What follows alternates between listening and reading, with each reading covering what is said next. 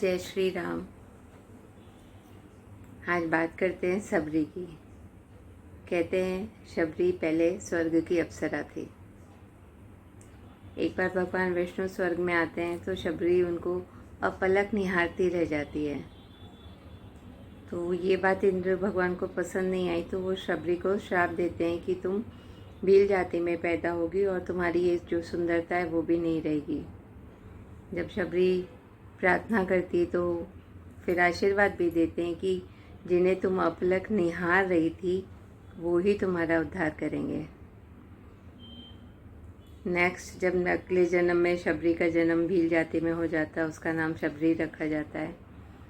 शबरी बचपन से ही पशु पक्षी को बहुत प्यार करती थी, उनकी भाषा भी समझती थी। भील जाति का एक रिवाज होता है कि जब भी घर में कोई भी शुभ प्रसंग हो तो जानवरों की बलि चढ़ाते हैं। तो शबरी का विवाह होने वाला था तो उसके पिताजी बहुत सारी भेड़ बकरियां इकट्ठी करते हैं।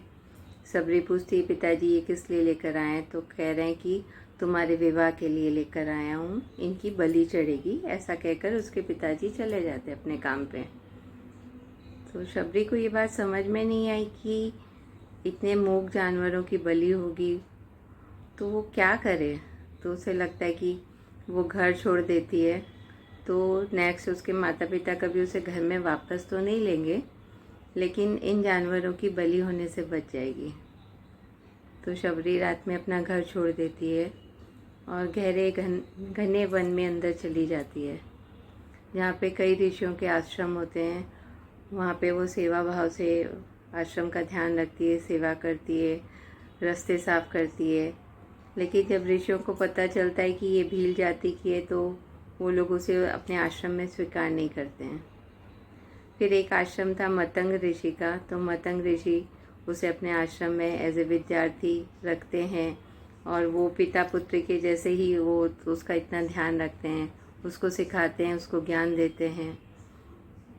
तो एक बार क्या हुआ, मतंग ऋषि शबरी को बुलाते हैं और कहते हैं कि शबरी, मेरा शरीर कमज़ोर हो गया है, मेरे जाने का समय आ गया है। तो शबरी कहती है, मैं अकेली ही रह के क्या करूँगी, मेरा तो आपके सिवा कोई नहीं है, आपने मुझे पिता के जैसा वात्सल्य दिया है, तो अब कौन रहेगा, मेरे को कौन संभालेगा। तो कह रहे हैं कि मुझे जो प्राप्त नहीं हुआ वो तुम्हें प्राप्त होने वाला है। तुम्हें भगवान राम इस रास्ते से जाएंगे और तुम्हें भगवान राम के दर्शन होंगे।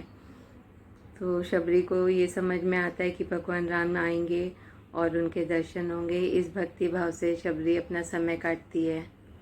हर दिन अपने आश्रम को सजाती है कि भगवान आएंगे, फल फूल ला के रखती है पहले से।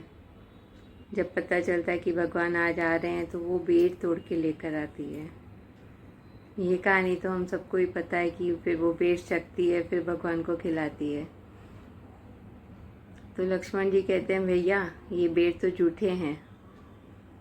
भगवान कहते हैं, जूठे नहीं, मीठे हैं।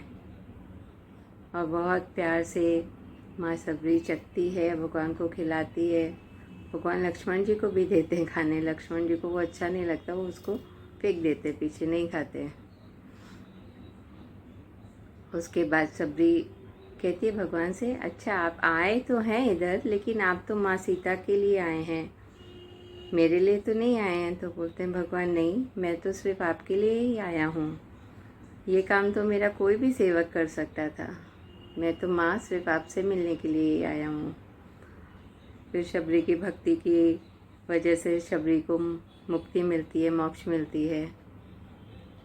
और शबरी की भक्ति धन्य है, भगवान राम का वात्सल्य धन्य है। जय श्री राम। सबका मंगल हो।